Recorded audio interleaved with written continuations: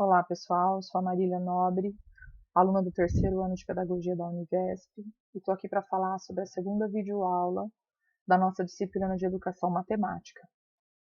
Então, nessa segunda videoaula da primeira semana, o que importa são as concepções sobre o ensino da matemática no Brasil. Então, nós iniciamos aí com a formalista clássica. A formalista clássica, ela se baseia no modelo euclidiano. O que é isso? É um modelo que não se modifica. Ele tem esse nome por causa de Euclides, o pai da geometria. Tá? Então já é aí que a gente já sabe que ela não se modifica. E ela é um modelo em que a matemática ela é constituída a partir de definições, de axiomas, de teoremas, de preposições que são demonstráveis. Então, todas aquelas regras, aqueles macetes da matemática. É uma matemática imutável, que não se modifica.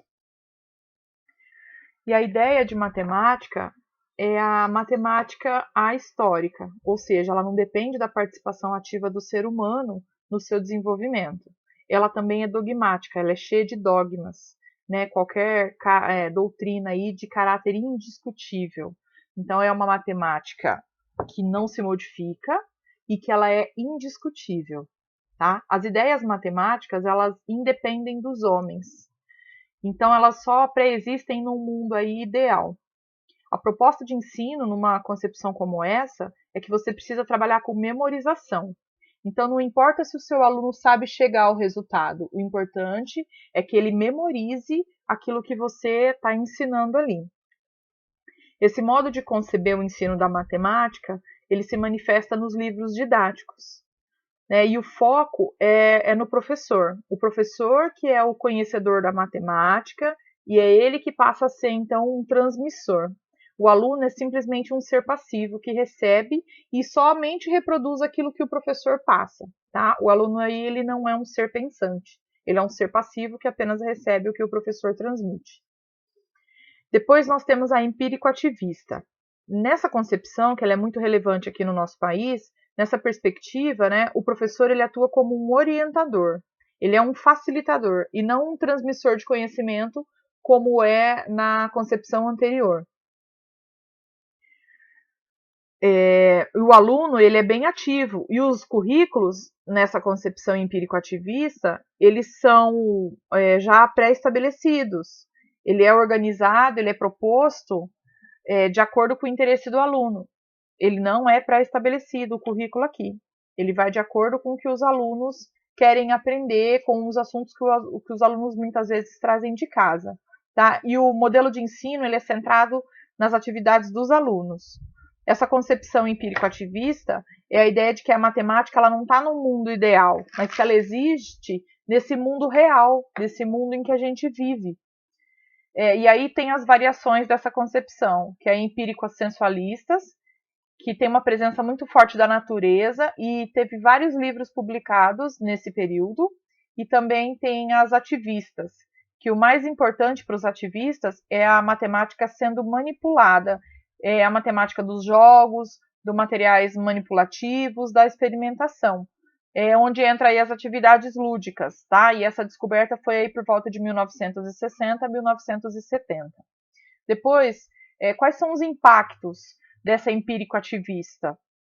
Foi por conta dessa concepção que a matemática ela foi unificada entre ensino e aprendizagem, porque antes a matemática era apenas uma álgebra, era aritmética, geometria e trigonometria. Esse nome matemática, que engloba as 4 áreas, veio depois. Tá? Existiu aí uma reformulação metodológica do ensino, onde o aluno passou a ser o centro da aprendizagem, completamente diferente da formalista clássica.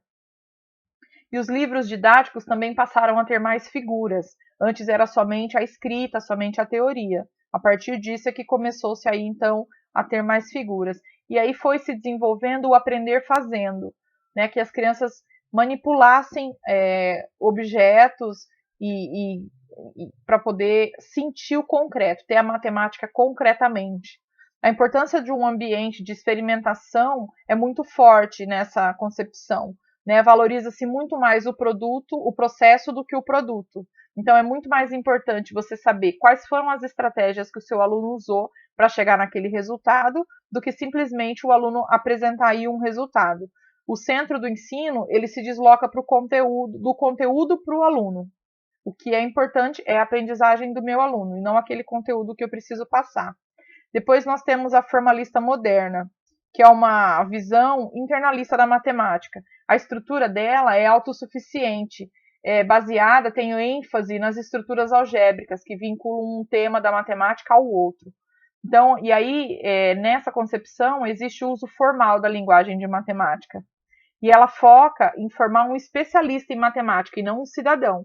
Ela está focada em, de repente, criar aí autores de livros didáticos, matemáticos, e o papel do professor é de expor e demonstrar com rigor, né? O ensino é centrado no professor. O aluno é apenas, novamente, um ser passivo aí, que só recebe aquele conteúdo, ele só reproduz aquilo que o professor dele expõe. E aí nós temos também a concepção tecnicista.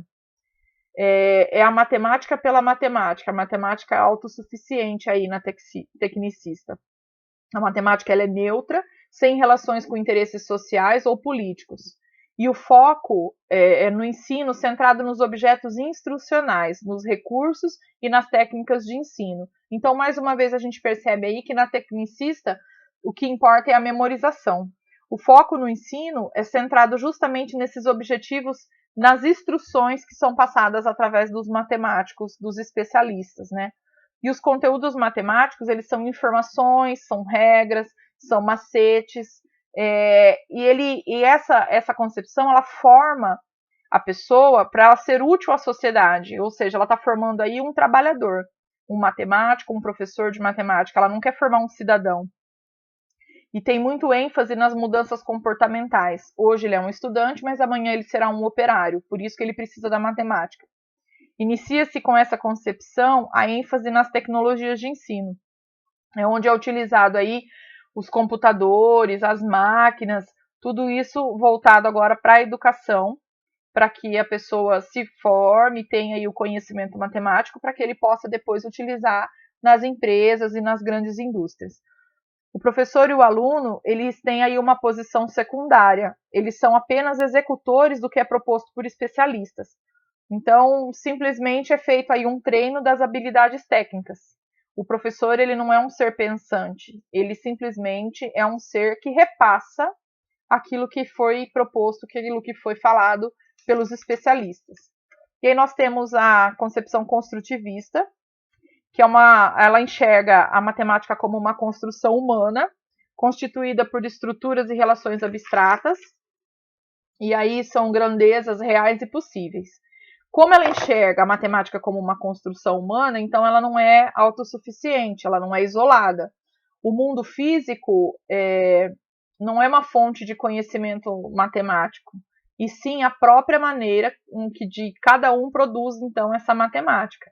Então, a construtivista acredita que o próprio ser humano, que o próprio aluno é capaz de produzir a matemática aí, por ser uma ciência humana. Porque o conhecimento matemático ele não se produz isoladamente, né? Ele passa pelo sujeito. E nessas relações de interação, de reflexão do homem com o meio, com toda a sociedade, é nisso que cresce a ciência humana da matemática cada vez mais. São justamente nessas relações que são feitas as situações de matemática. De repente, uma compra e venda, um desconto, tudo isso é envolvido na matemática e com isso a ciência vai crescendo. Ela também, o construtivismo, ele propõe aí o uso de materiais concretos. E aí a gente pode lembrar do Tangram, a gente pode lembrar do material dourado e de repente até uma aula de continhas, de contagem com tampinhas para o seu aluno conseguir sentir aquela conta que você está propondo, né? É um material concreto para que ele concretize o pensamento dele matemático. Porque a intenção aprender a aprender, ou seja, é sempre criar um ser pensante capaz de sempre pensar e refletir naquilo que está aprendendo. E a prioridade aqui é o processo e não o produto do conhecimento. E valoriza-se muito o erro como um potencial para a aprendizagem. Então, nesse sentido aqui, o professor não vai simplesmente corrigir e punir o erro. O professor vai utilizar do erro para que o aluno chegue até o objetivo dele na aprendizagem. E o foco, claro, da aprendizagem está no aluno. O importante é o que o meu aluno está aprendendo, onde ele está conseguindo chegar. E aí nós temos outra concepção, que é a socioétnico-culturalista.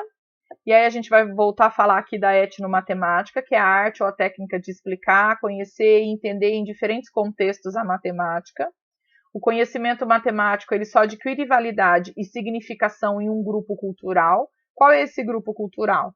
Um grupo restrito, uma comunidade, por exemplo, só os álgebros, eles vão falar sobre a álgebra, ou o pessoal que gosta de geometria, um grupo específico que vai estudar geometria. Então, o conhecimento matemático ele só vai adquirir validade e significação junto nesses grupos. Porque o conhecimento matemático ele é um saber prático, relativo, não universal e dinâmico, ou seja, ele se transforma, ele muda, historicamente e culturalmente produzido. Para o ensino, o ponto de partida são os problemas da realidade. Nesse caso aqui, a gente pode até citar aí que a professora, de repente, ela organiza e planeja uma aula levando temas atuais dos seus alunos. Hoje, por exemplo, eu vou trabalhar, então, a dengue. Quantos casos nós temos positivos no nosso município? Quantas pessoas foram infectadas? E no município seguinte, ao lado do nosso, quantas pessoas residem naquele município? Tudo isso pode ser abrangido levando sempre para o lado da matemática. São problemas do cotidiano do aluno que vão fazer parte da sala de aula, para que ele perceba que a matemática é real, que ele precisa da matemática e isso está muito mais próximo dele do que ele de repente imagina. Então, é um ensino por problematização. É você trazer o problema do cotidiano do seu aluno, da realidade da cidade, do estado, do país do seu aluno para dentro da sala de aula. Então, aí é uma relação dialógica entre o professor e o aluno. Eles vão estar sempre aí mantendo o seu diálogo. E ele não concebe a existência de um currículo pré-estabelecido e comum. Por quê? Porque o professor ele vai trabalhar de acordo com os acontecimentos. Então, hoje ele vai trabalhar a dengue, na semana que vem ele pode trabalhar o escorpião, na outra semana ele pode trabalhar um acidente que houve, e sempre voltado para o lado da matemática. E aí nós temos a concepção histórico-crítica, que é uma postura crítica reflexiva diante do saber escolar, do processo aí de ensino-aprendizagem e do papel da escola.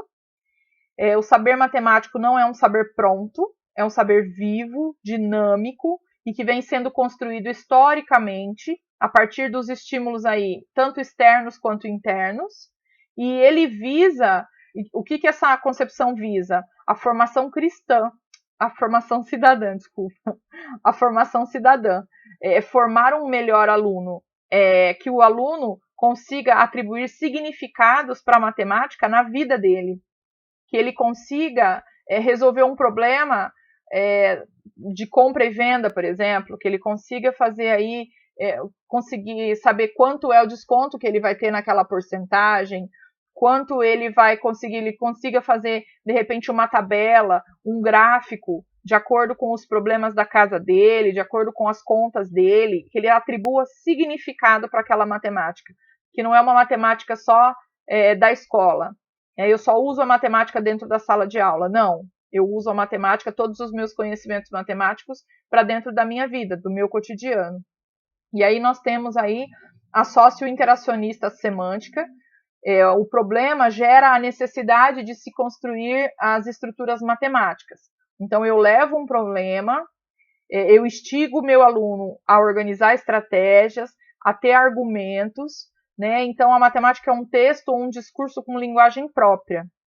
Ela é constituída historicamente de símbolos. A linguagem é um constituinte do pensamento.